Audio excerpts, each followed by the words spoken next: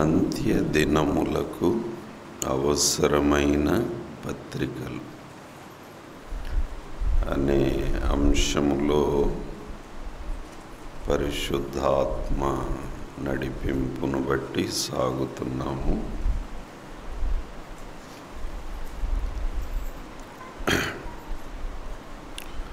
పేతురు రాసిన 2 పత్రికలు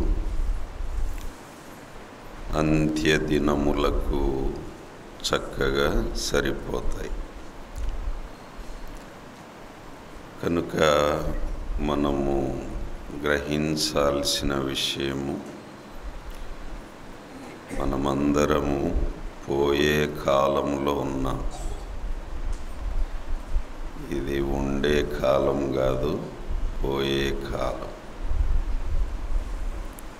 అంత్య దినములు బైబిల్ భాషలో పోయే కాలాన్ని ఏమంటారు?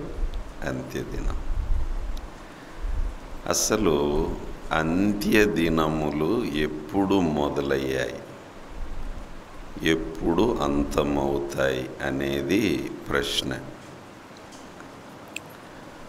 బైబిల్ పరిశోధకులు అంచనా వేశారు. యేసుక్రీస్తు పునరుద్ధానముతో అంత్యదినములు మొదలయ్యాయి. చెప్పండి, యేసుక్రీస్తు పునరుద్ధానముతో మొదలయ్యాయి. మరి ఎప్పుడు ముగింపుకు వస్తాయి అంత్యదినములంటే? యేసుక్రీస్తు ప్రభువు మరలా భూమి మీద అడుగు పెట్టినప్పుడు అంత్యదినములు సమాప్తమవుతాయి. దీన్ని బాగా అర్థం చేసుకోవాలి. The end days started with resurrection, and the end days will end with return. రిజరక్షన్తో మొదలయ్యాయి, రిటర్న్తో ముగింపుకు వస్తాయి. మన అపోస్తలుల కార్యములు అంత్య దినముల ఆరంభములో జరిగిన విషయాలు. అంటే 2000 ఏండ్ల కిందట జరిగిన విషయాలు అపోస్తలుల కార్యములు. అంటే వారు అంత్య దినముల ప్రారంభములో ఉండినారు. మరి 2000 ఏండ్ల తర్వాత మనమున్నాము అంటే దాని అర్థం ఏంటి? అంత్య దినముల ముగింపు దశలో మనమున్నాం. ఈ పాయింట్ అర్థమైందా బాబు? అర్థమైందా? ఏదో ఒకటి చెప్పండి, మళ్ళీ చెప్తాను. అర్థమైందా లేదా? ఉదాహరణకు అంత్యదినముల ప్రారంభం ఇది అంత్యదినముల ముగింపు. ఎప్పుడు ప్రారంభమైనాయంటే యేసుక్రీస్తు ప్రభు పునరుద్ధానమైనప్పుడు. ఎప్పుడయ్యాడు ఆయన? దాదాపు 2000 ఏండ్ల కిందట. అప్పుడు పేతురు, పౌలు వీళ్ళంతా ఆ అంత్యదినముల ప్రారంభ దినాల్లో ఉన్నారు. ఇప్పుడు ఎంత గడిచిపోయినాయి అంత్యదినములంటే? 2000 ఏండ్లు గడిచిపోయినాయి.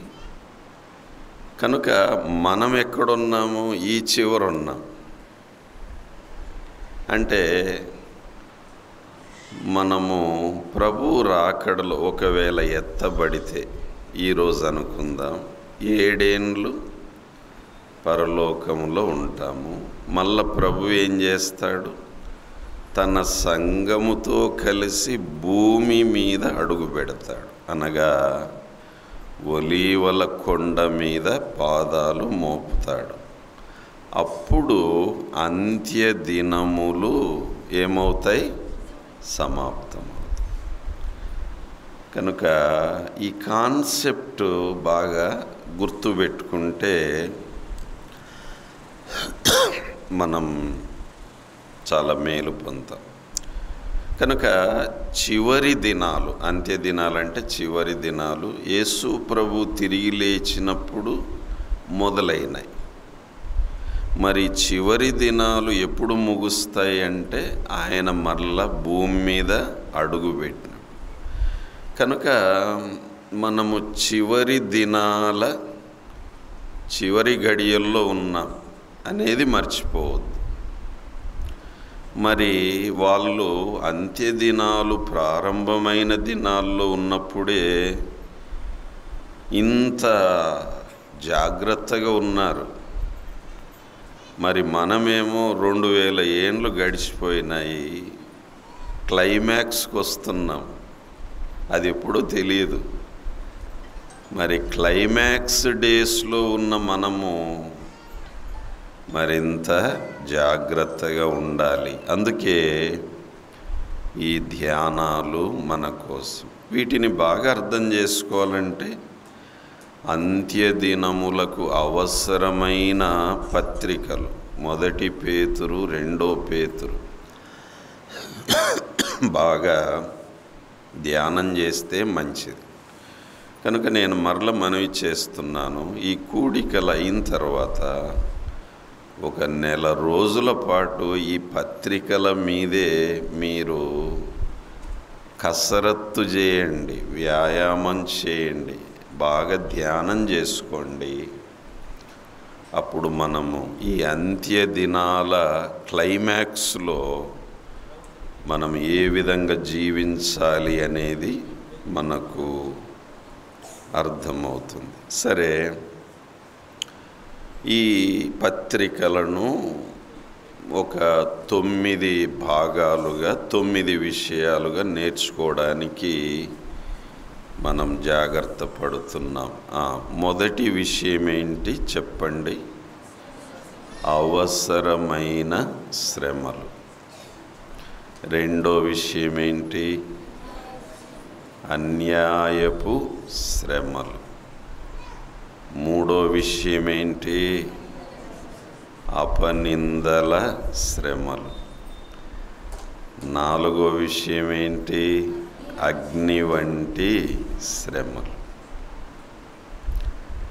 సరే, ఐదో విషయం లేదా ఐదో భాగం అనుకుందాము, అల్పకాల శ్రమలు.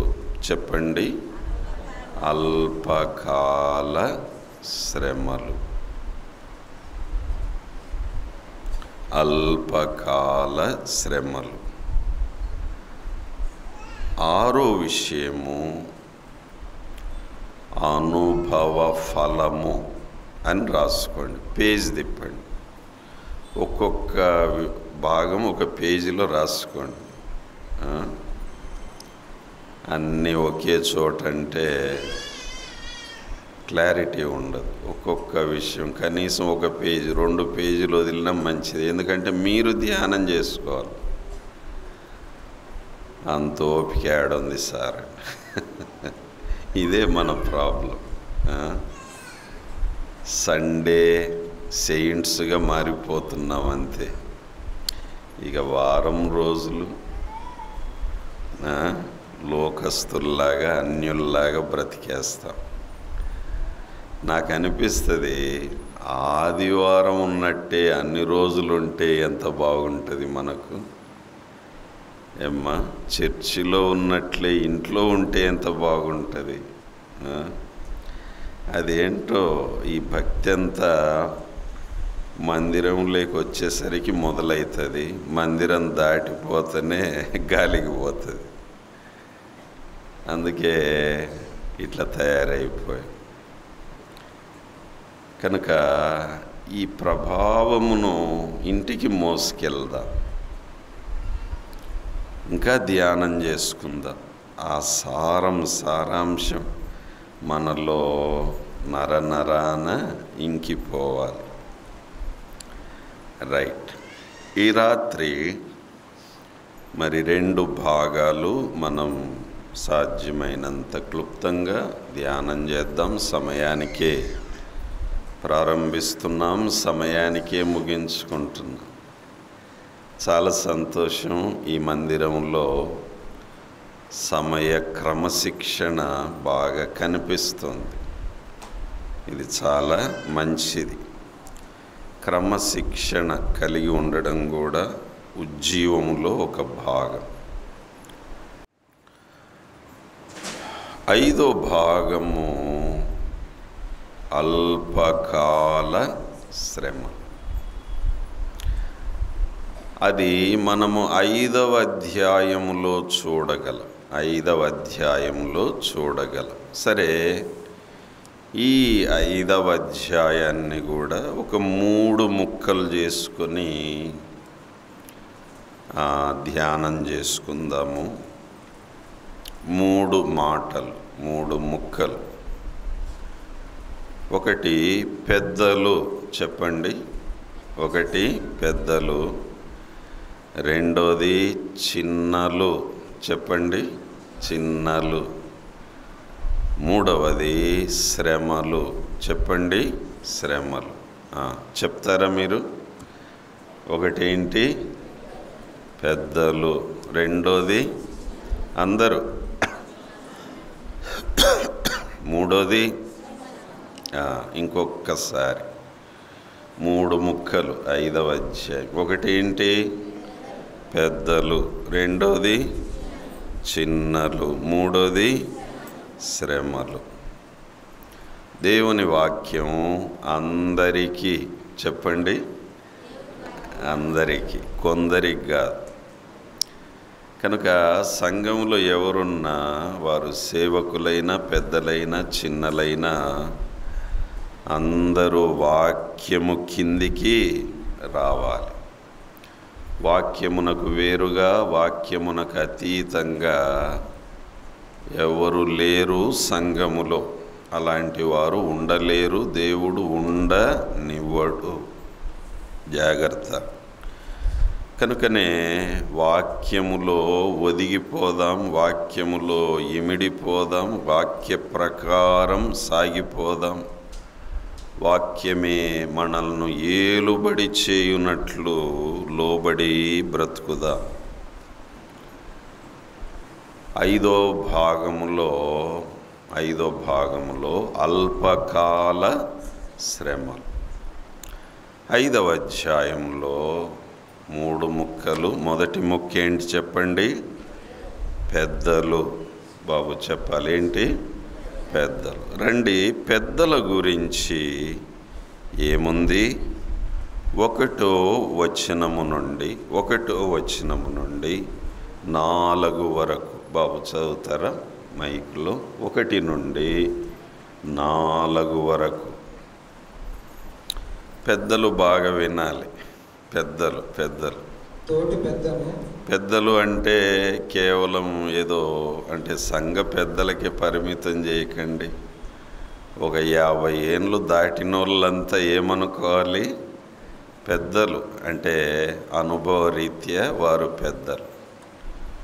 సరే, ఇది సంఘ పెద్దల గురించి వ్రాయబడింది. కానీ పెద్దలైన వారు వయస్సులో, అనుభవంలో వారు కూడా పాటిస్తే మంచిది. బాగా విందాం. బాబు చదవండి.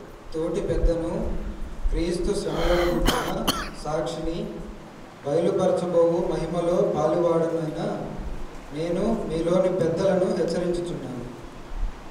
అలిమి చేత కాక దేవుని చిత్త ప్రకారము ఇష్టపూర్వకముగాను, దుర్లాభాపేక్షతో కాక సిద్ధ మనస్సుతోనూ మీ మధ్యనున్న దేవుని మందను పై విచారణ చేయించు దానిని కాయుడి. మీకు అప్పగింపబడిన వారిపైన ప్రభువునైనట్లుండగా మందకు మాదిరులుగా ఉండుడి. ప్రధాన కాపరి ప్రత్యక్షమైనప్పుడు మీరు వాడబారని మహిమ కిరీటము పొందుదురు. చాలు. పెద్దలకు గైడ్ లైన్స్ ఇస్తున్నాడు పేతురు. కనుక సంఘములో పెద్దలు ఈ భాగాన్ని బాగా చదవండి, ధ్యానం చేసుకోండి, ఆ సారం వంట పట్టించుకోండి, ఆ ప్రకారం ఉండండి అని పేతురు పరిశుద్ధాత్మ ద్వారా హెచ్చరిస్తూ ఉన్నాడు. ఇక్కడ ఆయన అంటున్నాడు, తోటి పెద్దను. సంఘములో పెద్ద చిన్న ఉందే లేదా? ఇక్కడే చూస్తున్నాం. పెద్దలారా అన్నాడు. ఆ తర్వాత 5వ వచనం వచ్చేసరికి ఏమన్నాడు? చిన్నలారా. కనుక జాగ్రత్త. పెద్ద చిన్న ఇంట్లో కూడా ఉందే లేదా? సంఘంలో కూడా ఉంది, లోకములో కూడా ఉంది. సొసైటీలో పెద్ద చిన్న లేదు, వాడికి అమ్మాయికి పెద్ద చిన్న లేదు, కళ్ళు కనపడవు, ఇలాంటి మాటలు వినబడకూడదు. పెద్దలున్నారు, చిన్నలున్నారు, తోటి పెద్దను. కనుక పేతురు పెద్దవాడైపోయాడు, ముసలివాడు కూడా అయిపోయాడు. అందుకే 2వ పత్రికలో అంటాడు, ఇక నా గుడారం విడిచిపెట్టే సమయం ఆసన్నమైంది అంటాడు. కనుక నేను వెళ్ళిపోయే లోపల మిమ్మల్ని రేపుతాను, మీ మనస్సులు పురికొల్పుతాను అంటున్నాడు. పేతురు తాను చనిపోయే ముందు రాసిన పత్రిక 2వ పత్రిక, చనిపోయే ముందు. కనుక వయస్సు రీత్యా, వయసే కాదు అనుభవంలో కూడా పేతురు చాలా పెద్దవాడయ్యాడు. దేవునికి స్తోత్రం. సంఘములో పెద్దలు నియమించబడినారు. కనుక మనకు పెద్దలు ఉన్నారు, అది ఎంతైనా ఆశీర్వాదం, క్షేమం అని మనం భావించాలి. ఇంట్లో కూడా పెద్దలు ఉండటం ఆశీర్వాదం, అది భాగ్యం, భారం కాదు. అలాగే పెద్దల విషయమై బాధ్యత కూడా ఉంది. సరే, సంఘములో పెద్దల గురించి పేతురు కొన్ని సూచనలు ఇస్తున్నాడు. తోటి పెద్దను, క్రీస్తు శ్రమలను గూర్చిన సాక్షిని. ఎంత మంచి మాట చూడండి. సాక్ష్యము అంటే ఏంటో ఇప్పుడు అర్థమైందే. సాక్ష్యం చెప్పండి అంటే 99% ఏం చెప్తారో తెలుసా? మా అమ్మాయికి పెళ్ళయింది, మనవడు పుట్టాడు, మనవరాలు పుట్టాడు, మొన్న డిఎస్సిలో ఉద్యోగం వచ్చింది, ట్రాన్స్ఫర్ అయింది, ప్రమోషన్ వచ్చింది, ఇల్లు కొన్నాము, కారు కూడా కొన్నాము. ఇది సాక్ష్యం. ఇదే సాక్ష్యం? చెప్పండి, ఇదే సాక్ష్యం? ఇది సాక్ష్యము కాదు. ఇది అమ్మ బాగా వినాలి. ఇట్లా చెప్పుకుంటూ పోతే ఇది సాక్ష్యం కాదు. మరి ఏంటండి ఇది అంటే, ప్రభువు చేసిన మేలులు అని చెప్పొచ్చు. దాన్ని సాక్ష్యంగా చెప్పొద్దు, అది సాక్ష్యం కాదు. అవేంటమ్మా? ప్రభువు నీకు చేసిన మేలులు. మరి సాక్ష్యం అంటే ఏంటి అంటే, అది ఇక్కడ నిర్వచనం చూడండి. క్రీస్తు శ్రమల సాక్షిని నేను. ఇదేనమాట. అంటే యేసుక్రీస్తు ప్రభువు కోసం నువ్వు నిలబడి జీవిస్తూ ఉన్నప్పుడు, ప్రభువు కోసం ఏం శ్రమ పడ్డావు అది సాక్ష్యం. ప్రభువు కోసం ఏ నిందలు భరించావు అది సాక్ష్యం. ప్రభువు కోసం ఏమి సహించావు అది సాక్ష్యం. ప్రభువు కోసం ఏం వదిలేశావు అది సాక్ష్యం. ప్రభువు కోసం ఏం నష్టపోయావు అది సాక్ష్యం. అది సాక్ష్యం. కనుక సాక్ష్యమునకు మేలులకు తేడా ఉంది.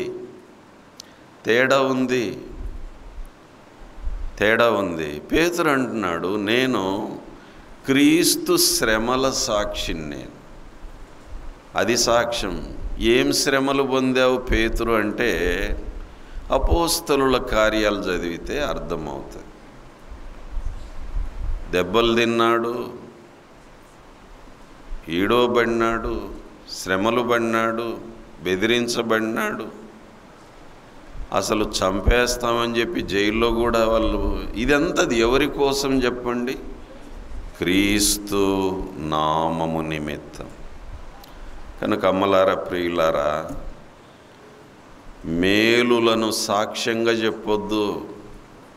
అవి దేవుడు నీకు మేలు చేశాడు, చాలా సంతోషం. కానీ ఏది నీ సాక్ష్యం? యేసుక్రీస్తు ప్రభు కొరకు ఏం వదిలేశావు? నీ సాక్ష్యం. ప్రియులారా, మీరు కూడా కొన్ని సాక్ష్యాలు వినింటారు. ఒక గుడిలో ఒక క్రైస్తవుడు ఏండ్ల తరబడి ఉద్యోగం చేస్తున్నాడు విజయవాడలో. ఆయన పేరు సుధాకర్ అని అలా న్యూస్లో వచ్చింది. అయితే ఈ మధ్య రూల్స్ మారిపోయినాయి కనుక ప్రభుత్వం వారు ఏమన్నారు, ఈ దేవత మీద విశ్వాసం ప్రకటిస్తేనే ఉద్యోగంలో ఉంటా, లేదంటే ఉద్యోగం ఊడిపోతుందంటే ఆయన నా విశ్వాసం యేసుక్రీస్తులోనే నేను పెట్టుకున్నాను, ఆ విశ్వాసాన్ని వదిలి నేను ఇలా చేయలేనన్నప్పుడు అలాగైతే రాజీనామా చేసి వెళ్ళు అన్నారు. రాజీనామా చేసి వచ్చాడు. అంటే క్రీస్తు నిమిత్తం ఏం పోగొట్టుకున్నాడు ఆయన? ఉద్యోగం పోగొట్టుకున్నాడు. క్రీస్త ఉద్యోగమా అనే సవాలు ఎదురుగొచ్చింది. ఏం పోగొట్టుకున్నాడు? క్రీస్తున ఉద్యోగాన్నే. గట్టిగా అది సాక్ష్యం. మరి ఏం పోగొట్టుకున్నావు నువ్వు? యేసు ప్రభు కోసం. ప్రభువుని ఎందుకు నమ్ముకున్నావు? ప్రభు ఏమిస్తాడా? ఇంకా అదే భక్తిలో ఉన్నావా? ఏమిస్తాడా? పిల్లలు డాడీనో మమ్మీనో బయటికి పోయి వచ్చినప్పుడు పరిగెత్తుకుంటూ పోయి ఏం చూస్తారు? ముఖం కాదు, చేతులు చూస్తారు. ఏం తెచ్చింది మమ్మీ, డాడీ ఏం తెచ్చాడు? ఇది పిల్లల వ్యవహారం. కనుక మందిరంలో మనం కూడా ఎంతసేపు దేవుని చేతుల వైపే చూస్తున్నామంటే శిశువులము, పిల్లలము. దేవుడు ఇవ్వాలి ఇవ్వాలి ఇవ్వాలి, ఎంతో ఇచ్చాడు ఇదివరకే. కానీ శిశువులుగానే మిగిలిపోవద్దు, శిష్యులుగా మారాలి. ప్రియులారా, శిశువు మనసు ఏంటంటే దేవుడు నాకేమిస్తాడు. శిష్యుని మనసు ఏంటంటే దేవునికి నేను ఏమి ఇవ్వాలి, దేవుని కోసం నేనేమి పోగొట్టుకోవాలి. అది శిష్యు. ఆయనకు సవాలు ఎదురైంది. నీకు క్రీస్తు కావాలా, ఉద్యోగం కావాలా అంటే నాకు క్రీస్తు కావాలి. అయితే రాజీనామా చేయంటే రాజీనామా చేశాడు, ప్రభువును గణపరిచాడు.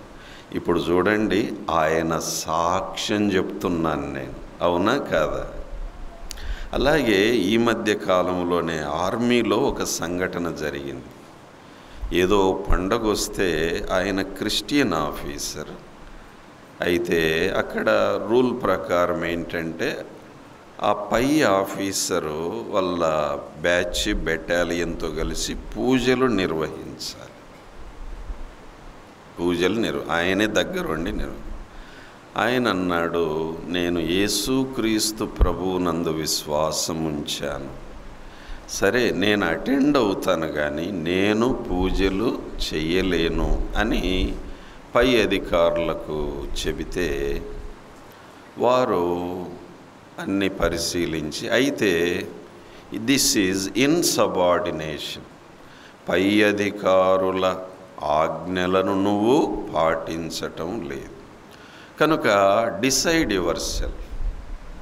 నువ్వు పై అధికారుల ఆజ్ఞలను పాటించి పాల్గొంటావా, లేదంటే ఉద్యోగం పోగొట్టుకుంటావా అంటే నేను అలా చేయలేనంటే he was removed from army service. ఆ ఉద్యోగము నుండి తొలగించబడినాడు. అది సాక్ష్యం. నేను క్రీస్తును పోగొట్టుకోలేను. అవసరమైతే క్రీస్తు కొరకు ఏం పోగొట్టుకుంటాను? ఉద్యోగం పోగొట్టుకుంటా. కనుక అమ్మలారా, ప్రియులారా, మనలో చాలామంది సాక్ష్యం అనే పేరు పెట్టి ప్రభువు చేసిన మేళ్ళు చెప్తుంటారు. కానీ సాక్ష్యం అంటే ఏమిటో పేతురు అంటున్నాడు. తోటి పెద్దను క్రీస్తు శ్రమల సాక్షి. మనకు తెలుసు పేతురు చివరకు ప్రభువు కోసం ప్రాణమే పోగొట్టుకున్నాడు. తల్లకిందులుగా సిలువ వేయబడినాడు. అది సాక్ష్యము. చెప్పండి, అదేంటి? సాక్ష్యం. కనుక అమ్మలారా, ఈ అంత్య దినాల్లో ఇలాంటి సవాళ్ళు రావచ్చు. యేసుక్రీస్తు కొరకు ఏదైనా పోగొట్టుకోవాల్సి వస్తే దానికి సిద్ధపడిన వారే శిష్యులు. పౌలు మహాభక్తుడు అంటాడు, అసలు క్రీస్తు కొరకు నేను సమస్తమును నష్టముగా ఎంచుకుంటున్నాను. నాకు క్రీస్తు కావాలి, ఆయనను నేను పొందుకుంటే చాలు. అందుకోసం ఏం పోగొట్టుకున్నా అదే నాకు మేలు. I want Jesus. ఇంకేదైనా ఉండని, ఏదైనా పోని, ఇంకెవరైనా ఉండని, ఎవరైనా పోని, నాతో all I want is Christ. పేతురు అలాంటి బ్రతుకు బ్రతికాడు. తోటి పెద్దను కనుక పెద్దలారా, ఏది మీ త్యాగం, ఏది మీ సమర్పణ? ప్రభువు కోసం సంతోషంగా ఏం ధారపోశారు, ఏం పోగొట్టుకున్నారు? అది సాక్ష్యం. తోటి పెద్దను క్రీస్తు శ్రమల సాక్షిని బయలుపరచబడబు మహిమలో పాలివాడునైన నేను మీలోని పెద్దలను హెచ్చరిస్తున్నాను. ఏమంటాడు? బలిమి చేత కాక. పెద్దలు అనగానే కొంచెం పవర్ ఉంటుంది. ఉంటుందా ఉండదా ఏమ్మా? అయితే పవర్ ఉంటే ఉండనివ్వండి, కానీ పవర్తో రూల్ చేయొద్దు.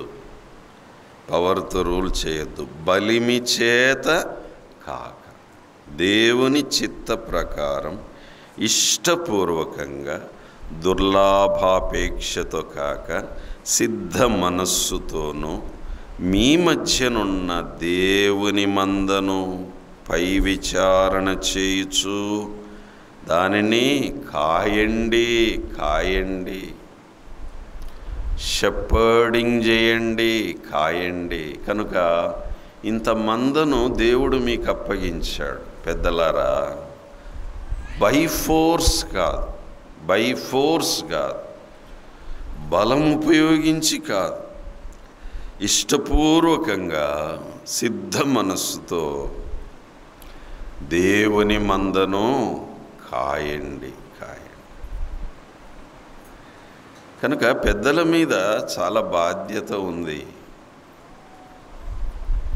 అంతేకాదు, పెద్దలు అప్పుడప్పుడు ఏం చేయాలంటే మరికొందరికి అవకాశం ఇవ్వాలి. ఈ సంఘంలో పరిస్థితులు నాకైతే తెలియదు, కానీ మరికొందరికి అంతేగాని నేను బ్రతికినన్నాళ్ళు నేనే పెద్దను అన్నట్లుగా ఉండకూడదు. ప్రభువు కోసం మరికొందరికి అవకాశం ఇచ్చి వారిని బలపరిచి ముందుకు నడిపించి, బాబు మేము మందను కాసినట్టు మీరు కూడా కాయండి. ఈ పెద్దరికం అనేది ఇది కిరీటం కంటే ఇది బాధ్యతగా భావించాలి. బాధ్యత. ఒకసారి ఒక సేవకుడు ఒక ఇంటికి వెళ్ళాడు, ఒక సంఘ పెద్ద ఇంటికి వెళ్ళాడు, ప్రార్థన చేయాలి. సరే, ఆ అక్క అంటే ఆ పెద్ద గారి భార్య కొడుకుని తీసుకొచ్చింది. అయ్యగారు, మా అబ్బాయి కోసం కూడా ప్రార్థన చేయండి. చేస్తున్నాడు. సరే, చేసే ముందు ఏమని చేయాలమ్మా అని అడిగాడు. వీడి గురించి ఏమని చేయాలంటే ఆ అక్క ముసి నవ్వులు నవ్వుతూ, అన్నా మీకు తెలిసిందే కదా, మా ఆయన సంఘ పెద్ద. అవునమ్మా తెలుసు. మరి నా కొడుకు కూడా రేపు సంఘ పెద్ద కావాలని ప్రార్థన చేయండి. ఇదే నా కొడుకు కూడా సంఘ పెద్ద కావాలంట. వాడికి ఇంకా మారు మనసే లేదు పిల్లగాడు. అయ్యో, వాడి మారు మనసు కోసం చేయండి, వాని చదువు కోసం చేయండి అన్నట్లయ్యాక, మా ఆయన సంఘ పెద్ద, నా కొడుకు కూడా ఏం కావాలి? సంఘ పెద్ద కావాలి. ఈ లేడీస్తో వచ్చే ప్రాబ్లం చూడండి. పెద్దలు కలిసి పనిచేద్దాం అనుకుంటారు. బ్యాక్గ్రౌండ్లో ఎవరు ఉంటారు? ఈ అక్కలు ఉంటారు, కీ తిప్పుతూ ఉంటారు. చూడి తగ్గేవు, జాగ్రత్త, నీ మర్యాద ఏం కావాలి. అందుకే అక్కలు అంటే పెద్దల భార్యలు, అమ్మలారా మంచి సలహాలు ఇవ్వండి పెద్దలు. ఏం సలహాలు? మంచి సలహా, వాక్యములో నుండి సలహాలు ఇవ్వండి. ఇలాంటి వాక్య భాగాలు తీసి సలహా ఇవ్వండి.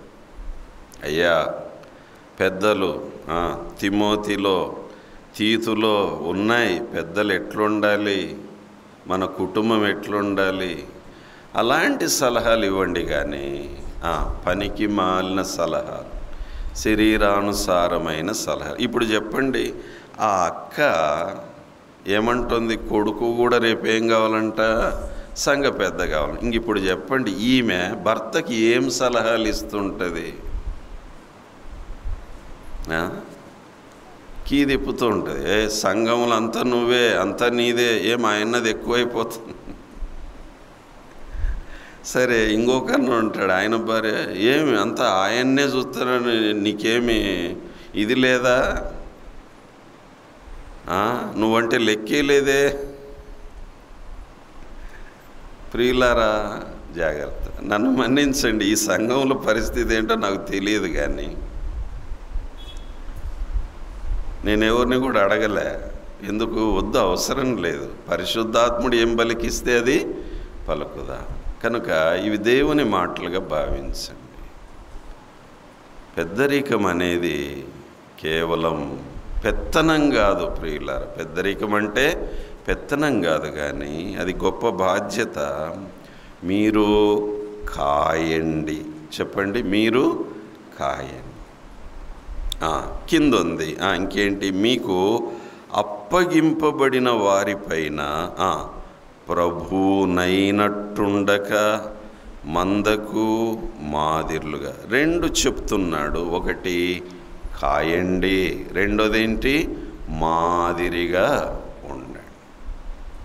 కనుక సంఘస్థులు పెద్దల వైపు చూస్తూ ఉంటారు. ఆయనను చూసి ఒక మాదిరి నేర్చుకుంటే ఎంత బాగుంటుంది.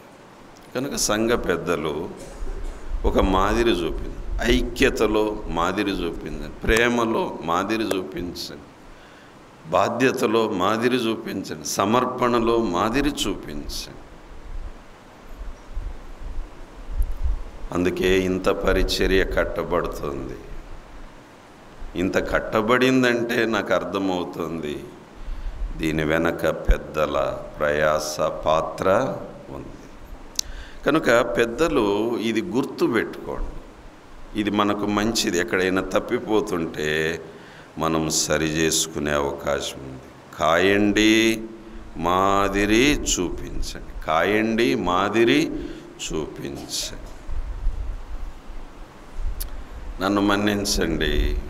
ఒకసారి ఎందుకు ఒక సంఘానికి వెళ్ళాను. మా దగ్గర సంఘమంతా సమస్యలతో నిండిపోయింది. అక్కడ ఓ సోదరుని అడిగాను, ఎందుకు భారంగా, ఎట్లున్నారయ్యా పెద్దలు మీరంతా అంటే వాళ్ళు అన్నారు, పెద్దలు ఏ ఒక్కరి మధ్య సమాధానం లేదండి. పెద్దల మధ్య ఏం లేదు, సమాధానం. సరే, అదంతా అయిపోయినాక ఒక పెద్ద వచ్చి నన్ను కలిశాడు. నేను రూమ్లో ఉంటే మాట్లాడుకుంటూ ఉండగా ఆయన, అన్న పలానా ఆయన లేడు మా సంఘ పెద్ద అంటే, అవునన్నా ఉన్నాడంటే, ఆయన నాకు ముళ్ళులాగా అయిపోయినాడన్నా అని. సరే, కొద్దిసేపు మాట్లాడుకొని కొన్ని మాటలు వాక్యం చూసి పంపి, కొంతసేపు అయిన తర్వాత ఆయన వచ్చాడు. ఆయన వచ్చి వందనాలన్నా అంటే, వందనాలన్నా కూర్చోండి అని మాట్లాడుతుంటే, అన్న ఇందాక వచ్చి వెళ్ళాడు చూడు ఆయన అంటే, అవునన్నా అంటే, ఆయన నాకు ముళ్ళైపోయినాడన్నా. అంటే ఇద్దరు పెద్దలు ఒకరికొకరు ఏమైపోయినారు చెప్పండి? ముళ్ళైపోయి. ఈయన వల్ల ఆయనకు బాధ, ఆయన వల్ల ఈయనకు బాధ. కానీ సహోదరులు ఐక్యత కలిగి నివసించుట. కనుక పెద్దలారా, ఎంతమంది ఉన్నారో నాకు తెలియదు పెద్దలు. ఎంతమంది అన్నా ఈ సంఘంలో పెద్దలు? ముగ్గురు. మీ ముగ్గురు ఎలా ఉండాలి? ఐకమత్యం, ప్రేమ. రాబోయే పెద్దలు వాళ్ళకు మాదిరి. మనము ఇంతకు ముందున్న పెద్దల్లాగా మనము ఉండాలి. చూడండి, ఒకరికొకరు ముళ్ళుగా ఉంటే సేవ వర్ధిల్లుతుందా చెప్పండి? వర్ధిల్లుతుందా? సరే, మరీ శృతి మించితే ఏం జరుగుతుంది? సంఘము విడిపోతుంది, చీలికలు అయిపోతుంది. కనుక సంఘాలు చీలిపోవడానికి మెయిన్ కారణం ఎవరు? చిన్నలా పెద్దలా? పెద్దలే. ఓసారి నేను ఓ సంఘానికి వెళ్ళాను. చూస్తే చిన్నగానే ఉంది, అది 30 మందే ఉన్నారు ఆ సంఘంలో. అప్పుడు నేను అన్నాను, ఈ సంఘము స్థాపించి ఎన్నేళ్ళయిందంటే వాళ్ళు అన్నారు 60 ఏండ్లయింది సార్ అన్నారు. ఇదేంటి 60 ఏండ్ల సంఘంలో 30 మందేనా అంటే, అప్పుడు చావు కబురు చల్లగా చెప్పారు. ఏంటంటే, ఈ 60 ఏండ్లలో మా సంఘము 6 సార్లు చీలిపోయింది అన్నాడు. ఎన్నిసార్లు? 6 సార్లు. అబ్బా, ఎంత బాధ అని అనుకున్నాను. అంటే ఆగండి, ఇంకో మ్యాటర్ చెప్తానన్నాడు. ఏంటి బాబు అంటే, ఇప్పుడు మీటింగ్స్ జరుగుతున్నాయి, మీరు వచ్చారు. ఈ మీటింగ్స్ తర్వాత 7వసారి చీలడానికి రెడీగా ఉంది అని.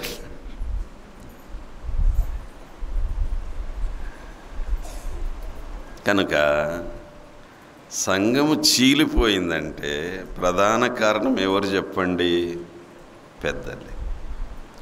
పెద్దలు ఐక్యంగా ఉంటే సంఘము ఐక్యంగా ఉండే అవకాశం ఉంది. కనుక పెద్దలు, పెద్దల భార్యలు ఐకమత్యంగా ఉంటే, సమాధానంగా ఉంటే, మందను కాస్తుంటే, మాదిరిగా ఉంటే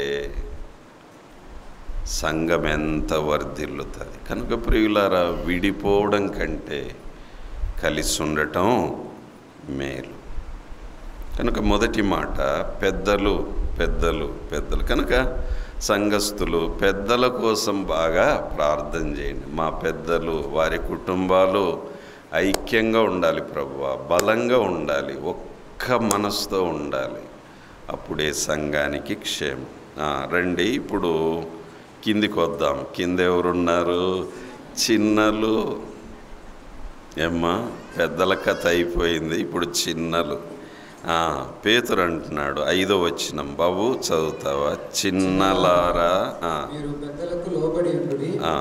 మీరందరూ ఎదుటివాని ఎడల దీన మనస్సు అను వస్త్రము ధరించుకొని మిమ్మల్ని అలంకరించుకోండి. దేవుడు అహంకారులను తగ్గించి దీనులకు కృప అనుగ్రహించు. దేవుడు తగిన సమయమందు మిమ్మల్ని హెచ్చించున్నట్లు ఆయన బలిష్టమైన చేతి క్రింద దీన మనస్కులై ఉండుడి. ఆయన మిమ్మల్ని గూర్చి చింతించుచున్నాడు కనుక మీ చింత యావత్తు. చాలు చాలు.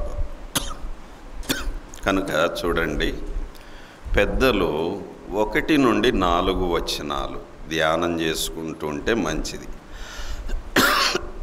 చిన్నలు 4 నుంచి 7 వచనాలు.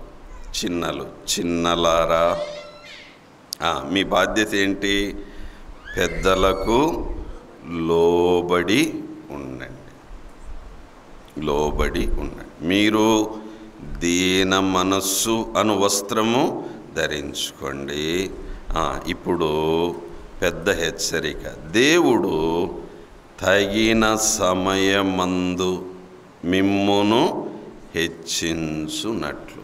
యవ్వనస్తులకు, చిన్నలకు ఇది మంచి హెచ్చరిక. మీరు దేవుని చేతుల కింద పెద్దల పర్యవేక్షణలో అణిగి మణిగి ఉండండి. తగిన సమయం అనేది ఒకటి ఉంటుంది. దేవుడు హెచ్చిస్తాడు. అంతవరకు మీరు దీన మనస్కులై ఉండండి. ప్రియులారా, యవ్వనస్తులను కూడా ప్రోత్సహించాలి. ఎప్పుడు? దేవుని చేతుల క్రింద ఉంచి పెద్దల పర్యవేక్షణలో జాగ్రత్తగా మెట్టు వారిని ప్రోత్సహించాలి. కనుక సంఘములో ఈ ఆరోగ్యకరమైన వాతావరణం అవసరం. కనుక యవ్వనస్తులు, యవ్వన బిడ్డలు, ప్రియులారా, సంఘములో మీరు ఒక తిమోతిలాగా ఎదగండి, ఓ తీతులాగా ఎదగండి, ఓ ఫిలెమోన్ లాగా ఎదగండి, ఎపఫ్రొదీతులాగా ఎదగండి. అంతేగాని సంఘములో అబ్షాలోములాగా, ఇస్కరియోతు యూదాలాగా, కోరాహులాగా మీరు ఎదగొద్దు. దేవుడు ప్రోత్సహిస్తున్నప్పుడు, వాడుకుంటున్నప్పుడు, పెద్దలు ప్రోత్సహిస్తున్నప్పుడు, వాడుకుంటున్నప్పుడు ఆరోగ్యకరమైన రీతిలో ఎదగండి. ఒక తిమోతి, ఓ తీతు, ఓ ఎపఫ్రొదీతు అలా ఎదగండి. కానీ ప్రియులార, బాధాకరము, సంఘములో చిన్నలు తట్టుకోలేరు. ఏంటో ఒదిగుండట్లేదు. ఏంటో 3 ముక్కలు తెలిస్తే చాలు వాక్యంలో ఏగుల్లాట పట్టించింటారు పుల్పెట్టి దగ్గర. ఏం తెలుసురా నీకు వాక్యంలో? 3 ముక్కలు తెలిస్తేనే మొనగాని అయిపోయినావా? ఇది ఒక సముద్రం. చూస్తున్నాను కొంతమంది యవ్వనస్తులు 3 ముక్కలు తెలిసి ఉంటాయి. ఎగుల్లాట. వినండి, ఎగుల్లాట ఎక్కువైతే కాళ్ళు ఎరగొట్టుకుంటావు, జాగ్రత్త.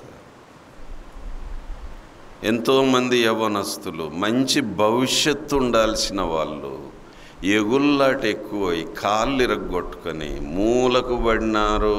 కారణం ఏంటి? తగిన సమయం వరకు కనిపెట్టుకోలేక, దేవుని బలిష్టమైన చేతుల క్రింద ఉండలేక, పెద్దల పర్యవేక్షణ కాపులో ఉండలేక, పెద్ద లేదు చిన్న లేదు, వాళ్ళకి 3 ముక్కలు తెలుసు. ప్రియులారా, వినండి, దేవుని వాక్యం దగ్గరకు వస్తే బైబిల్ పండితుడు ఎవడు లేడు, బైబిల్ విద్యార్థులు ఉన్నారంతే. I am a life long student of the holy Bible. పరిశుద్ధ గ్రంథం ఎదుట నేను జీవిత కాలపు విద్యార్థిని. ఎంత నేర్చుకునే కొద్దీ అది ఊరుతూనే ఉంది. ఒదిగుందాం, అణిగుందాం. ఎంత ఎదిగినా ఒదిగుండాలి అనేది పెద్దలు కూడా చెబుతూ ఉంటారు. జాగ్రత్త, జాగ్రత్త. ఓసారి ఓ కుర్రాడు, వాడు లెక్కకు అన్ని విషయాల్లో పోల్చుకోవాలనుకుంటే అన్ని విషయాల్లో వాడు చిన్నవాడే. వాడు ఒకసారి సవాలు ఇసిరాడు. ఏమంటే, నాలాగా ప్రసంగం చేయగలరా అన్నాడు. ఏంటండి, నాలాగా ప్రసంగం చేయగలరా? నేనన్నాను, నీలాగా చేయలేను బాబు అన్నాను. అయిపోయాయి కదా. చూడండి వాని ఎచ్చులేవారు. ఆ తర్వాత కొన్నాళ్ళకు అడ్రస్ లేకుండా పోయాడు. అడ్రస్ లేదు. కాళ్ళు ఎరగొట్టుకుని. ఎందుకురా ఎగుల్లాట సంఘంలో? ఇదేమన్నా స్టేజ్ షోనా? ఇది చాలా ఒక విధంగా భయపడాల్సిన స్థలం. ఇప్పుడు నా వయసు 60 ఏండ్లు. ఇక్కడ నిలబడాలంటే భయమే కానీ ఇంకా వేరే ఆలోచన లేదు. ప్రభువా అంత ఇంత వాడుకో తండ్రి. ఇంకో కుర్రాడు ఒకసారి సార్ అని అన్నాను. ఏంట్రా బాబు అంటే, ఓసారి మీ సంఘానికి వస్తాను సార్ నేను అన్నాడు. రారా బాబు అని నేను మామూలుగా అంటే, లేదు సార్ నేను వస్తాను అన్నాడు. రారా అని అన్నాను. రండి వచ్చేయండి, ఏముంది దాంట్లో పెద్దగా. నాకు ఆ పాయింట్ అర్థం కాలేదని. అలాగా సార్, అనాది నుండి మరుగైన జ్ఞానం బోధించడానికి వస్తాను నేను అని. అప్పుడు అన్నాను, ఓహో చెప్పడానికి వస్తావా అని అన్నాను. అవును సార్, ఇప్పుడు పాయింట్ క్యాచ్ చేశారు. నేను అన్నాను, వినటానికి రావా? నోరు మూసుకుని, వినటానికి రావా? నీ వయసు ఎంతరా? నీ అనుభవం ఎంతరా? 3 ముక్కలు తెలియగానే ఎగుల్లాట పట్టించినావురా నువ్వు. నువ్వు చెప్పినా కూర్చొని వినే దీనత్వం నాకుందిరా. కానీ నీకు మంచిది కాదు అది. అది నీకు మంచిది కాదు. వినటానికి రావా అంటే ఇక నోరు మూసుకొని సైలెంట్గా వెళ్ళిపోయినాడు. విచిత్రం ఏంటంటే వాడు అడ్రస్ లేకుండా వెళ్ళిపోయినాడు. ఇలాంటి ఎచ్చులు బ్యాచ్ సంఘములో ఎక్కువ కాలం ఉండలేరు. దేవుడు వాడుకోలేడు అంటున్నాడు. దీన మనస్సు అను వస్త్రము ధరించుకోండ్రా. ధరించుకోండి బాబు. దేవుడు అహంకారులను ఎదిరించి దీనులకు కృపనిస్తాడు. నువ్వెంత తగ్గించుకొని బ్రతికితే సంఘములో అంతా దేవుడు వాడుకుంటాడు. కనుక ప్రియులారా, దేవుని అదుపులో పెద్దల చేతి కింద అదుపాజ్ఞల్లో ఓ తిమోతిలాగా, ఓ తీతులాగా, ఓ ఫిలెమోన్ లాగా, ఒక ఎపఫ్రదీతులాగా ఎదగండి. వారి సాక్ష్యాలు ఎంత బాగున్నాయి. అబ్షాలోములు ఎక్కువైపోయినారు, కోరాహులు ఎక్కువైపోతున్నారు, ఇస్కరియోతు యూదాలు ఎక్కువైపోతున్నారు, దేమాలు ఎక్కువైపోతున్నారు. జాగ్రత్త. పెద్దలు వారికి కొన్ని సూచనలు ఉన్నాయి, చిన్నలు వారికి కొన్ని సూచనలు ఉన్నాయి. కనుక పెద్దలు మొదటి 4 వచనాలు బాగా ధ్యానం చేసుకోండి. చిన్నలు 4 నుంచి 7 వచనాలు. దేవునికి స్తోత్రం. పెద్దలు అయిపోయింది, చిన్నలు అయిపోయింది. 3వ మాట ఏంటి? శ్రమలు. ఇప్పుడు రండి 10వ వచనం ప్రియులారా. 10వ వచనం 5:10 బాబు చదవాలి. 5:10 మైకులో. తన నిత్య మహిమకు క్రీస్తునందు మిమ్మును గెలిచిన సర్వకృపానిధియగు దేవుడు కొంచెం కాలము మీరు శ్రమపడిన పిమ్మట తానే మిమ్మును. ఎంతకాలం? ఎంతకాలం అంట? కొంతకాలం. ఏం బాబు? కొంచెము కాలం. కొంచెము కాలం మీరు శ్రమ పడిన పిమ్మట. ఇప్పుడు చెప్పండి, ఇక్కడ ఈ శ్రమల గురించి మనము 5వ భాగం ఏం పేరు పెట్టాము? అల్పకాల శ్రమలు. అల్పకాలం అంటే కొంచెము కాలం. కనుక వినండి, నీ శ్రమలు శాశ్వతము కావు. ఇవి కొంతకాలమే. ఈరోజు ప్రభు వస్తే అయిపోయింది, లేదా ఈరోజు ప్రాణం పోతే అయిపోయింది, అంతే. అమ్మా, అల్పకాల శ్రమలు వినాలి. ఇవేంటి? అల్పకాల శ్రమలు. కనుక వినండి, nothing is permanent in this world. నీ సంతోషము శాశ్వతం కాదు ఈ లోకంలో, నీ శ్రమలు కూడా శాశ్వతం కాదు, కొంచెం కాలమే. కనుక ఓపిక పట్టుకో, ఓపిక పట్టుకో. తరువాత పిమ్మట అది ఆలోచించు. ఈ శ్రమల తరువాత, ఈ శ్రమల తరువాత. ఆగు బాబు. ఓసారి ఓ సోదరుడు సేవకుని దగ్గరికి వచ్చి అడుగుతున్నాడు, అయ్యా ఈ శ్రమలు నేను తట్టుకోలేను, అసలు ఈ శ్రమలేవి లేకుండా ఉండేటట్టు ప్రార్థన చేయని అన్నాడు. మోకరించరా బాబు అంటే మోకరించాడు. ప్రభువా, ఇతనికి ఏ శ్రమలు ఉండకూడదో కనుక ఇప్పుడే పరలోకానికి తీసుకో, యేసు నామమున ఆమేన్ అన్నాడు. అతను అన్నాడు. ఆమేన్ అనలే. ఆమేన్ అంటే అర్థం ఏంటి? అలాగే కానీ ఈయన ఆమేన్ అంటే వాడు అన్నాడు. ఏంటి సార్ అట్ట ప్రార్థన చేస్తారు? శ్రమలు తీసేయమంటే అసలు నన్నే తీసేసేటట్టు ప్రార్థన చేదంటే నేను కరెక్ట్గానే ప్రార్థన చేశాను. ఎట్లా అంటే, బాబు శ్రమలు లేని స్థలం ఒకటి, ఏంటది? పరలోకం. కనుక నీ బాధ అర్థం చేసుకొని సరిగా ప్రార్థన. బాబు మళ్ళీ చేయొద్దు, ఎందుకంటే నువ్వు ప్రార్థన చేస్తే అవి జరిగిపోతున్నాయి ఈ రోజుల్లో, దయచేసి అలా చేయొద్దు. సహిస్తానులేండి, మళ్ళీ చేయండి ప్రార్థన అన్నాడు. అప్పుడు ప్రభువా ఈ శ్రమలు కొంచెం కాలం, సహోదరుడు సహించేటట్లు బలమేవ. ఏమ్మా చెప్పండి, మరి కొంచెం కాలమే ఇవి, ఓర్చుకుందామా లేకపోతే ప్రార్థన చేయించుకుంటారా? ఏదో ఒకటి చెప్పండి అన్నా, చెప్పాలి. ఓర్చుకుందామా లేకపోతే ప్రార్థన చేయమంటారా? ఇప్పుడు ఒకవేళ ప్రార్థన చేశాను అనుకోండి, రేపు కూడికలు ఉంటాయో లేదా అనుమానం.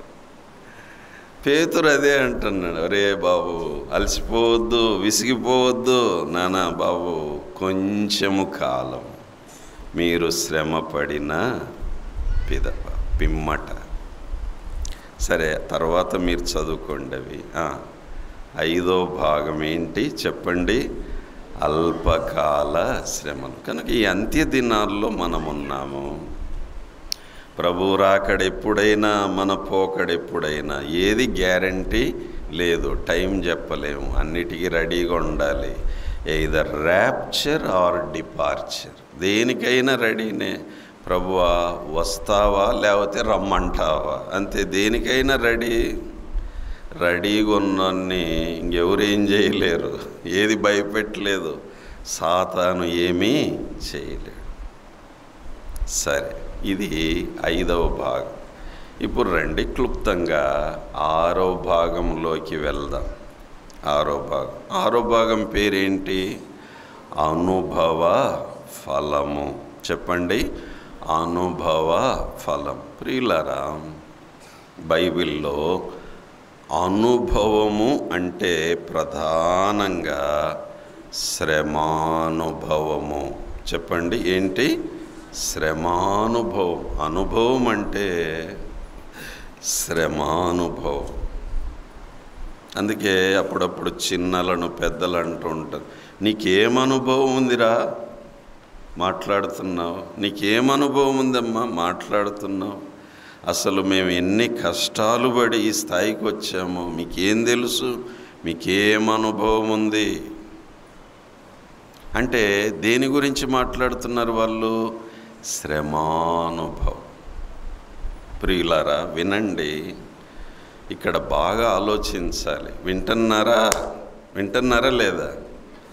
వింటారా ఇంకొంతసేపు? మంచిది. ప్రియులారా, ఇవన్నీ మీకు మూటగట్టి ఇచ్చేస్తున్నాను. మీరు ఒక నెల రోజులు ఇదే నెమరేసుకుని ఇంకా ధ్యానం చేసుకుంటే ఇక మిమ్మల్ని మించిన వాళ్ళు ఇంకెవరు ఉండరు. పులిగందలు ఓరేబు సంఘస్థులు అంటే మామూలు విషయం కాదన్నట్లు ఉంటుంది. ఆరో విషయము అనుభవ ఫలము. చెప్పండి, అనుభవ ఫలం. అనుభవ ఫలం. ప్రియులారా, చాలాసార్లు ఏంటంటే మనకెదురయ్యే శ్రమలను అనుభవిస్తుంటాం.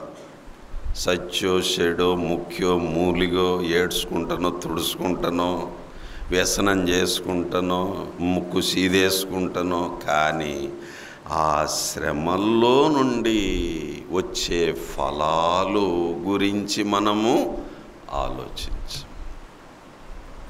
చూడండి, కనుకనే do not waste your sufferings, do not waste your sorrows, do not waste your troubles. శ్రమలు వస్తున్నాయి, అందులో నుండి ఫలాలు వెలికిది. ఆ అనుభవంలో నుండి ఫలాలున్నాయి, గొప్ప ఫలాలున్నాయి. ఈ ఫలాల గురించి ఆలోచిస్తే అప్పుడు అనిపిస్తుంది, అబ్బో శ్రమలు ఇంత గొప్పవా, ఇంత గొప్పవా. అందుకే ఓ భక్తుడు అన్నాడు, శ్రమలు నాకు సిరులు అన్నాడు. శ్రమలు నాకు సిరులు. ఇంకొక ఆయన అన్నాడు, శ్రమలు నా ఆత్మ బంధువులు అన్నాడు. ఏమన్నాడు? నా ఆత్మ బంధువులు. కనుక ప్రియులారా, ఇంకొక భక్తుడు శ్రమలు ఆధ్యాత్మిక పరిశ్రమలు అని అన్నాడు. కనుక అర్థం చేసుకునే భక్తులు శ్రమలను ఒడిసి పట్టుకొని అందులో నుండి మంచి ఫలాలు పొందారు. రండి, అవేంటో నేను ఒక 7 మీకు పొడిగా జ్ఞాపకం చేస్తాను. 8కే ముగించుకుంటా. నేను బాగా టైం చూసుకుంటా పోతున్నాను, మీకేం చింతక్కర్లేదు. ఇవన్నీ 7 119వ కీర్తనలోనే చూపిస్తాను, మిమ్మల్ని అటు ఇటు తిప్పకుండా. ఇప్పటికే చాలా ఓపికగా ఉన్నారు, సంతోషం. ప్రభువు మిమ్మల్ని దీవించుగాక. రైట్, 119 తీయండి. చూడండి, శ్రమ వెనుక ఫలము. శ్రమ వెనుక ఫలం. చదువుతారండి. 1 119:67 119:67 అమ్మ అందరు తీయండి, ఇందులోనే చూపిస్తాను, సులభంగా ఉంటుంది. మునుపు ఇప్పుడు ఆగండి బాబు. శ్రమకు ముందు నేను ఎట్లున్నాను, శ్రమ తరువాత ఎట్లున్నాను. ముందు ఎట్లున్నాడు మనోడు? చదువు బాబు. శ్రమ దారి తప్పాను బాబు. వినాలి, క్షేమకాలములో ఇంకా భయభక్తులు ఎక్కువ ఉండాలి. అన్నీ బాగున్నాయి, అంత బాగుంది, దేవుడు క్షేమం ఇస్తే ఏమైంది? శ్రమ కలుగక మునుపు ఏమయ్యాడు భక్తుడు? దారి తప్పాడు. త్రోవ విడిచి తిరిగి విడిచాను. ఇప్పుడు చెప్పండి, శ్రమ వచ్చింది, ఇప్పుడు నీ వాక్యమును అనుసరించి నడుచు, అది ఫలము. చూసారా, ఆ శ్రమలో ఫలం తీశాడు భక్తుడు. ప్రభువా, శ్రమ కలగక ముందు పట్టాలు తప్పినాను నేను, శ్రమ వచ్చిన తర్వాత మళ్ళా పట్టాలెక్కాను. శ్రమ కలుగక మునుపు దారి తప్పాను నేను, శ్రమ వచ్చిన తర్వాత దారిలోకి వచ్చాను. జాగ్రత్త. ఇప్పుడు చెప్పండి, ఈ శ్రమ మంచిదే కాదా? కనుక వినండి, ఏ శ్రమ వద్దు, ఏ కష్టం వద్దంటే మనము కొవ్వెక్కిపోతామంతే, బలిసిపోతాం, మదం ఎక్కువ అవుతుంది, తోలు మందం ఎక్కువైపోతుంది. ఇంకేంటి, కండ్లు మిన్లు కనపడకుండా తిరుగుతాము. జాగ్రత్త. త్రోవ విడిచి తిని. ప్రేమగల దేవుడు శ్రమను పంపాడు. భక్తుడు అర్థం చేసుకున్నాడు, ఇప్పుడు నీ కట్టడలను, నీ వాక్యమును అనుసరించి నడుచుకు. కనుక వినండి, శ్రమలు మన కాపరులు. Sufferings are our shepherds. ఇప్పుడు కాపరి బాధ్యత ఏంటి? గొర్రె త్రోవ తప్పిపోతే గొర్రెని ఏం చేస్తాడు? త్రోవలోకి తీసుకొస్తాడు. అంటే శ్రమలు కూడా కాపరి బాధ్యతను నిర్వర్తిస్తున్నాయా లేదా చెప్పాలి ఏమ్మా. కనుక ఈ శ్రమలు ఎందుకంటే నిన్ను దారిలోకి తేవడానికి, అదొక్కటే పర్పస్. ఇది ఒకటో ఫలం. ఇప్పుడు రండి, రెండోది చదువుదాం. రెండోది 119:71. నేను నీ కట్టడలను నేర్చుకున్నట్లు శ్రమ నొంది ఉండుట నాకు మేలాయెను. శ్రమ లేనప్పుడు నేను బైబిలే చదవటం మానేశాను. హాయిగా ఉంది, జల్సా. మళ్ళా బైబిల్ వైపు ఎప్పుడు తిరిగాను? శ్రమలు వచ్చిన తర్వాత. క్షేమకాలంలో, ఆరోగ్యం ఉన్నప్పుడు, ఐశ్వర్యం ఉన్నప్పుడు, వర్ధిల్లుతున్నప్పుడు రాను రాను ఏమైపోయింది? వాక్యం అంటే ఇంట్రెస్టు పోయింది. మళ్ళా శ్రమ వచ్చింది. ఇప్పుడు ఏం చేస్తున్నాడంట? నీ కట్టడలు నేర్చుకొనుచున్నాను. కనుక వినండి, మన సుఖానుభవము కంటే మన శ్రమానుభవములోనే వాక్యాన్ని ఎక్కువ నేర్చుకుంటాం. కనుక వినండి, కొందరు భక్తులు ఇచ్చే సందేశాలు అవి ఇతరులకు ఆశీర్వాదకరంగా ఉంటున్నాయంటే కారణం ఆ భక్తుల శ్రమల్లో నుండి సందేశాలు పుట్టాయి. అది మర్చిపోవద్దు. నేను దీన మనసుతో చెప్తున్నాను, నా కష్టాల్లో, నా శ్రమల్లోనే నేను వాక్యాన్ని ఎక్కువ చదువుకున్నప్పుడు, అవే నాకు ధ్యానాలు అయిపోయినప్పుడు, అవే 10 మందికి పంచుతున్నాను. ఆ శ్రమలు నాకు లేకపోతే అంతో ఇంతో ఇలాంటి ధ్యానాలు నేను ఇవ్వలేను నా చేతకు. ఫలం చూడండి, నీ కట్టడలు నేను నేర్చుకుంటున్నా. ఎప్పుడు? శ్రమ నొంది ఉన్న తర్వాత అది నాకు మేలు అంటున్నాడు. కనుక ఈ యాటిట్యూడ్ మనలో ఉండాలి, ఈ దృక్పథం, ఈ ఆలోచన విధానం. శ్రమలను గురించిన మంచి అవగాహన, అండర్స్టాండింగ్. వ్యసనపడొద్దు, విసుక్కోవద్దు, కృంగిపోవద్దు. ఇక చాలు ఈ బతుకు అని చెప్పి నీ మీద నువ్వే ఆయాసపడొద్దు. ఇది రెండోది. మూడోది చూడండి, 75 75 బాబు. యెహోవా నీ తీర్పులు న్యాయమైనవనియు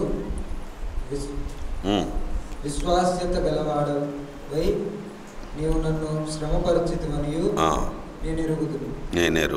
యెహోవా నీ తీర్పులు న్యాయమైనవనియు విశ్వాస్యత గలవాడవై నీవు నన్ను శ్రమపరిచితివనియు నేను ఎరుగుదును. శ్రమ వచ్చిన తర్వాత నాకు నీ గుణగణాలు బాగా అర్థమైనాయి. ఏమని? నీవు న్యాయవంతుడవు, నీవు విశ్వాస్యత గలవాడవు, అనగా నమ్మకమైనవాడు.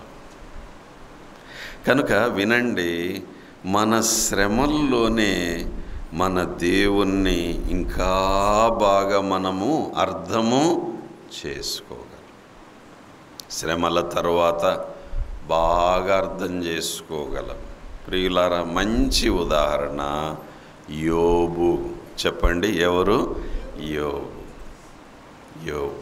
ఆ యోబు 42వ అధ్యాయంలో అంటాడు, బాగా వినాలి, నీవు సమస్తమును చేయగలవనియు నీ ఉద్దేశించినవి ఏవి నిష్ఫలము కానేరవని నేను ఇప్పుడు తెలుసుకొంటిని.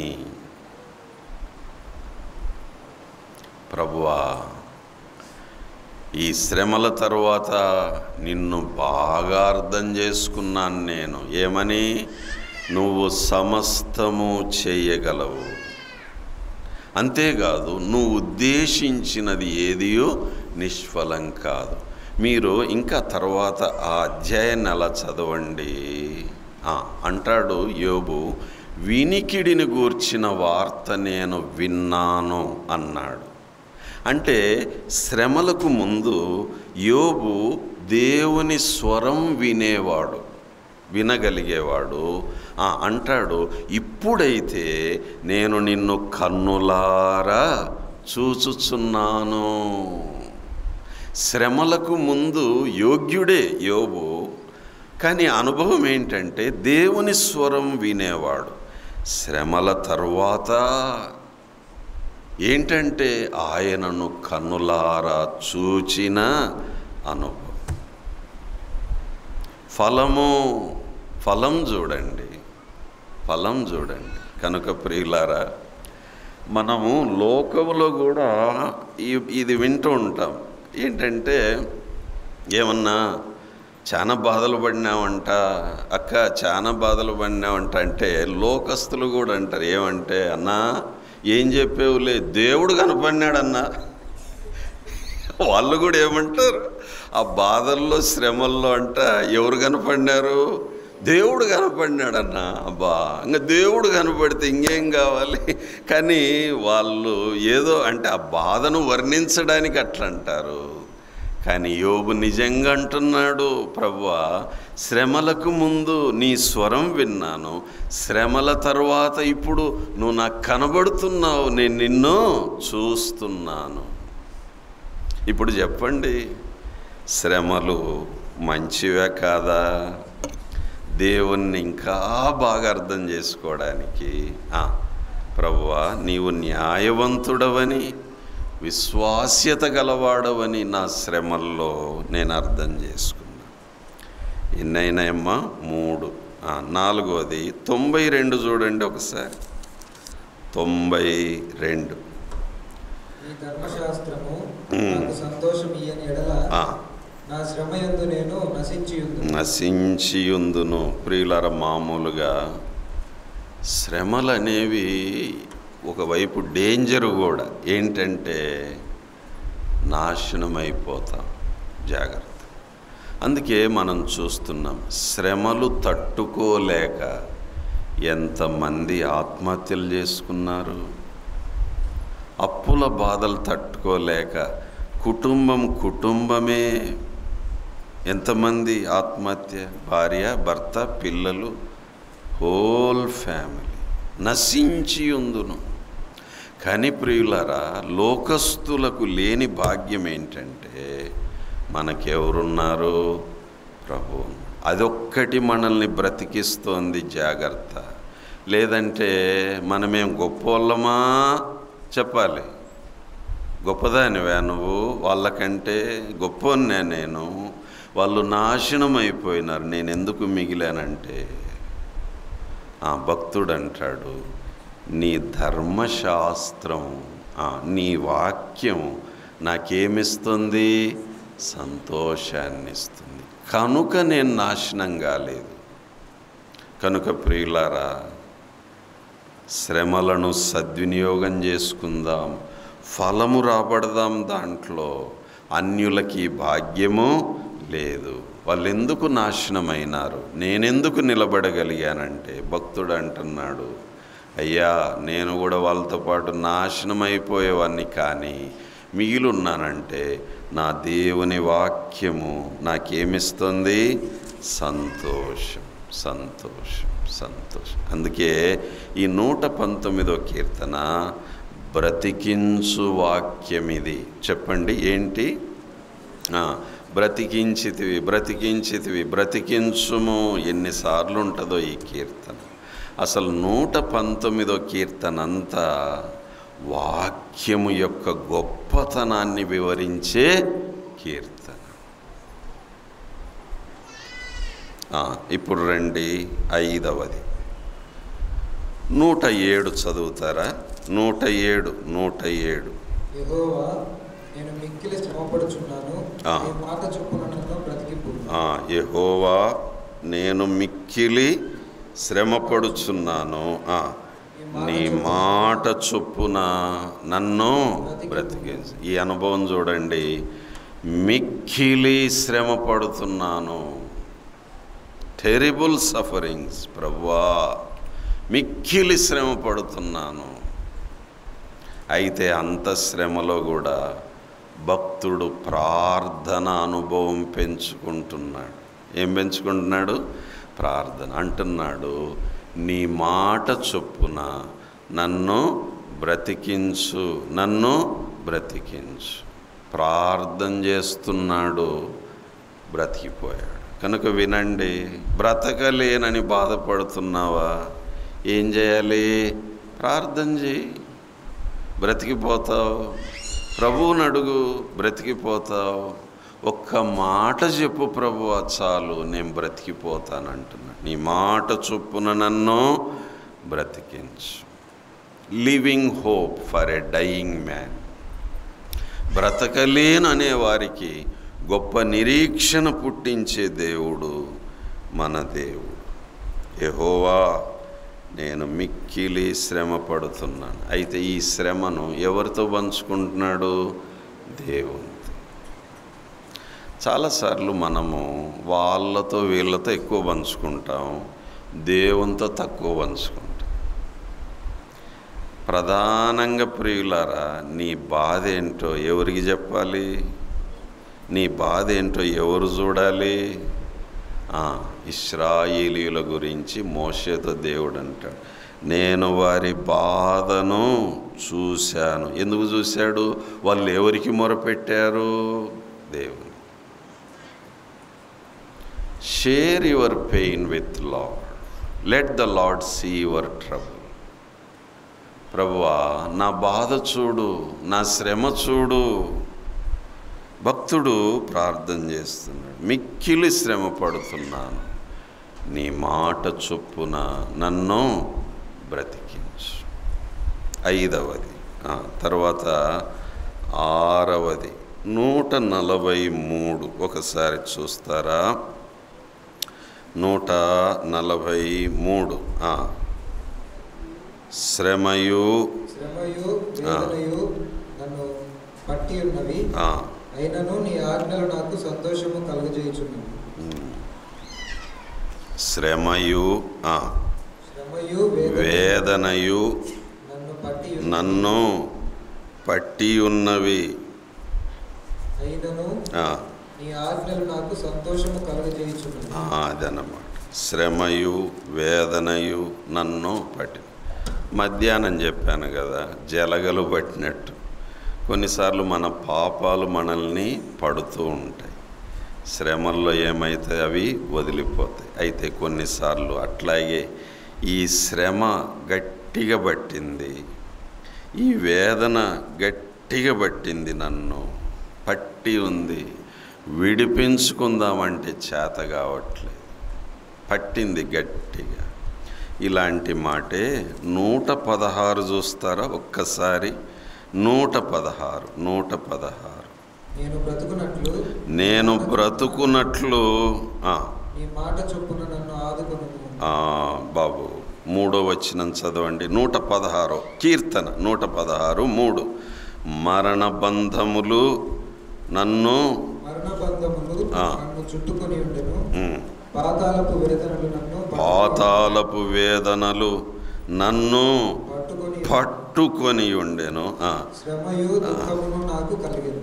అప్పుడు యెహోవా, దయచేసి నా ప్రాణమును విడిపింపుమని యెహోవా నామమును బట్టి నేను మొరపెట్టితిని. దేవునికి స్తోత్రం. ఏం జరిగింది?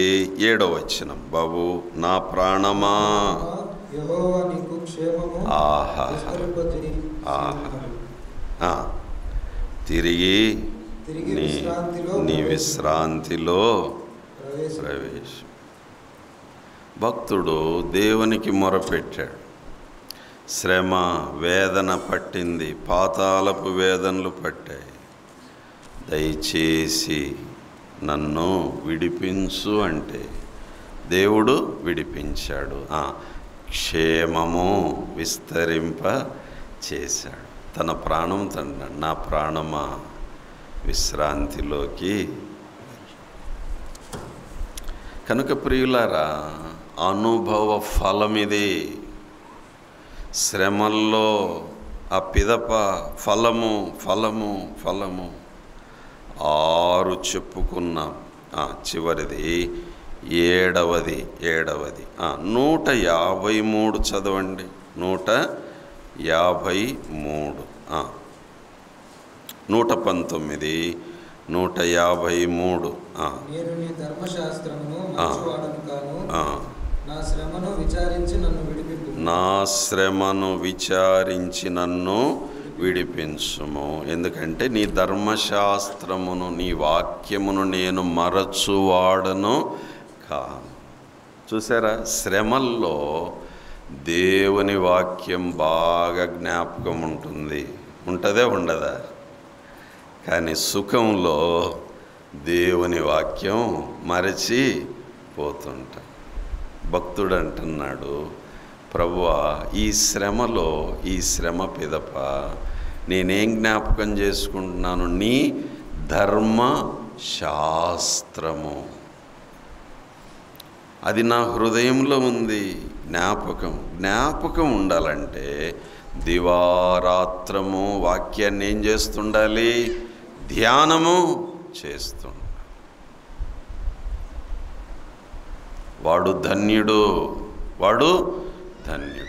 జాన్ బనియన్ గురించి ఒక మంచి సాక్ష్యం ఏంటంటే, ఆదికాండం 1:1 నుండి ప్రకటన గ్రంథం 22:21 వరకు బైబిల్ మొత్తం కంఠస్థం చేశాడట. బైబిల్ మొత్తం కంఠస్థం చేశాడు. అది ఎలా సాధ్యమైందో తెలుసా? ఆయనను అప్పటి ప్రభుత్వము, అధికారిక చర్చ్ ఆయన్ను అరెస్ట్ చేసి 13 ఏళ్ళు జైల్లో పెట్టి. ఎన్నేళ్ళు? 13 ఏళ్ళు. ఈ 13 ఏళ్ళల్లో ఆయన ఏం చేశాడు? బైబిల్నంతా నమిలేసి జీర్ణం చేసుకొని గుండెలో నింపుకున్నాడు.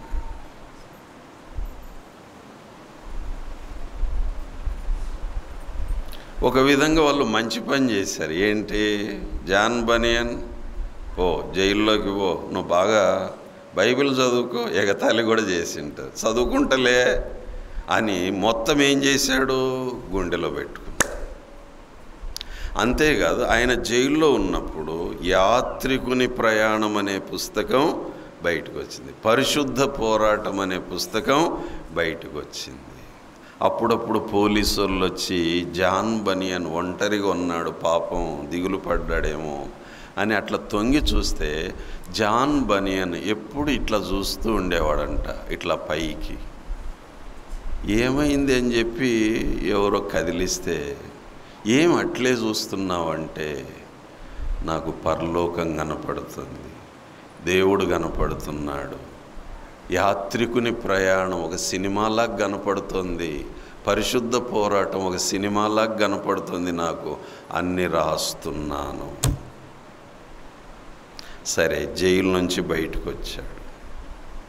చూసారా, జాన్ బనియన్ జైల్లోకి పోకపోయింటే మనకు పరిశుద్ధ పోరాటం వచ్చేదా? యాత్రికుని ప్రయాణం వచ్చేదా? అవే కాదు, ఇంకా చాలా ఉన్నాయి. జాన్ బనియన్ రచనలు నా దగ్గర 4 వాల్యూమ్స్ ఉన్నాయి. అబ్బో, అవి అరుదైనవి నాకు దొరికాయి. అవన్నీ ఎట్లొచ్చాయంటే, ఆ మహానుభావుడు శ్రమలోకి వెళ్ళాడు. సరే, జైలు నుంచి వచ్చాక అడిగారు, ఎట్లుంది సార్ జైలు అనుభవం?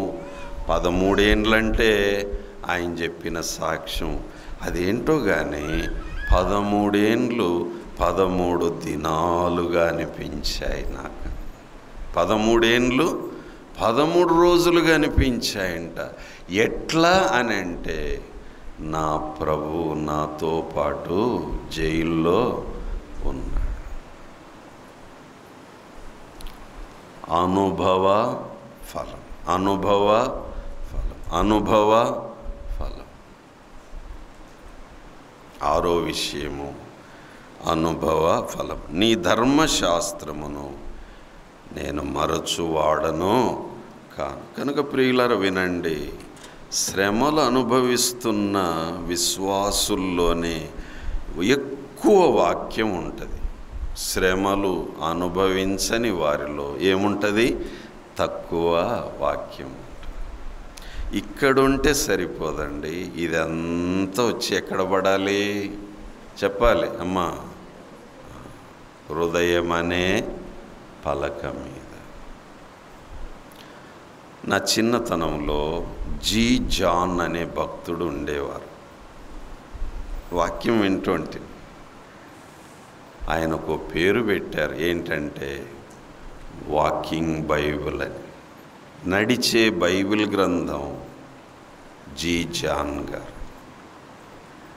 సరే, నేను రక్షణ పొందిన కొత్తలో కాలేజీలో చదివేటప్పుడు, మెడికల్ కాలేజీలో ఆయన మీటింగ్స్ జరుగుతున్నాయని తెలిసి చిన్నప్పటి నుంచి రేడియోలో వినేవాడిని.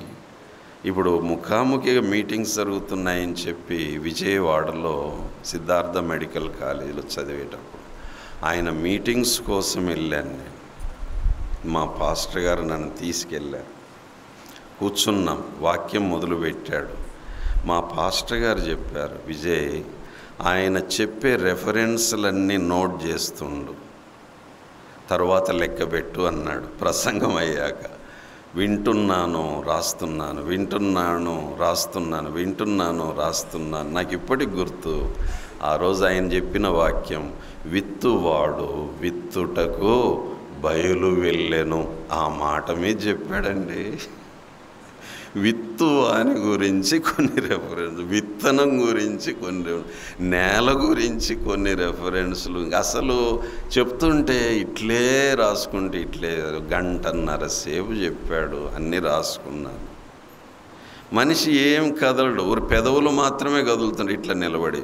బైబిల్ ఓపెన్ చేస్తాడు కానీ చూడడు, అంతే చెప్పుకుంటూ పోతూ ఉంటాడు. అసలు షాక్ అయిపోయాను. అంటే బైబిల్ అంతా ఎక్కడుంది? గట్టిగా మన బైబిల్ ఎక్కడ ఉంటుంది? షెల్ఫ్లో ఉంటుంది, దుమ్ము బట్టి ఉంటుంది. ఆదివారం ఇట్లా కొట్టి లేదా బట్టతో తుడిచి మళ్ళీ తీసుకొస్తాం. అప్పుడు జిప్పిప్పే వాళ్ళు ఉన్నారు బైబిల్. సరే, తర్వాత నా రూమ్కి వచ్చి లెక్క పెడితే 1.5 ప్రసంగంలో 75 రెఫరెన్సులు చెప్పాడండి. ఎన్ని? 70. మళ్ళా చూడలే, నా లెక్క చూస్తూ చెప్పలే, ఆయన చెప్పుకుంటూ పోతున్నాడు. అందుకే ఆయనకి ఏం పేరు? Walking Bible. ఆ మాటకు వస్తే ఓ భక్తుడు అన్నాడు, every believer must be A walking Bible, talking Bible అన్నాడు. అంటే ఇంకొక మాట అన్నాడు, వామిటింగ్ బైబిల్ అన్నాడు. నువ్వు నడిచినా బైబిలే, మాట్లాడినా బైబిలే, హ్యాక్ అని కక్కిన కానీ ఏం రావాలి? బైబిల్ వాక్యమే రా. లోపల ఏది ఉంటే అది కక్కుతాం, అంతే కదండి. లేనిది కక్కుతామా ఏమ్మా? ఏది ఉంటే అదే కక్కుతాం. ఏముంది లోపల? గుండెలో ఏముంది? నీ మాటల్లో ఎంత మటుకు వాక్యం వినబడుతుంది, కనబడుతుంది? ఎన్నిసార్లు వ్యర్థమైన మాటలు, ఎన్నిసార్లు అమలక్కల మాటలు, ఎన్నిసార్లు ఈలోక సంబంధమే మాటలు, అంతే. పరలోకానికి సంబంధించి ఏముండవు. పొద్దున్న లేచిన దగ్గర నుంచి ఆ డబ్బులు ఈ డబ్బులు, ఆ వ్యాపారం ఇదే, వీటితో నిండిపోయింది లెక్కలతో. వాక్యమేది? టక్కున ప్రాణం పోతే ఈ లెక్కలు ఎంటొస్తాయా? నీ ధర్మశాస్త్రమును నేను మరచువాడను కా. కనుక అమ్మలారా, ప్రియులారా, వాక్యం విలువ తెలుసుకుందాం, ఇంకా తెలుసుకుందాం. 119వ కీర్తనలోనే శ్రమల గురించి 7 విషయాలు. అనుభవ ఫలం, అనుభవము ఫలం, అనుభవము ఫలం, అనుభవము ఫలం. ఇంకా ఇంటికి వెళ్ళినాక మీరు బాగా ధ్యానము చేసుకోండి. దేవునికి స్తోత్రం. ఈ రాత్రితో 6 భాగాలు పేతురు పత్రికల్లో మనం ధ్యానం చేసుకుంటూ వచ్చాం. చెప్తారా? ఇక ముగించుకుందాం. మొదటిది, రెండోది బాగా గుర్తుండిపోతుంది కదా, మూడోది అపనిందల శ్రమలు, నాలుగోది అగ్ని వంటి శ్రమలు, ఐదోది అల్పకాల శ్రమలు, ఆరవది అనుభవ ఫలము. అనుభవ ఫలం. అనుభవం అంటే ప్రధానంగా ఏంటి? శ్రమానుభవం. ఈ 6 భాగాలు మనసులో పెట్టుకుందాం. ప్రభు దయ చూపితే రేపు ఇంకో 3 భాగాలు నేర్చుకుందాం. అలాగున పేతురు 2 పత్రికల విషయమై ఒక అవగాహన కలిగి ఇంకా ఒక నెల రోజులు అట్లే ధ్యానం చేసుకుంటూ పోతే అంత్య దినములలో మనం ఎలా బ్రతకాలో అన్ని విషయాలు అర్థమవుతాయి. దేవుడి మాటలు దీవించునుగాక.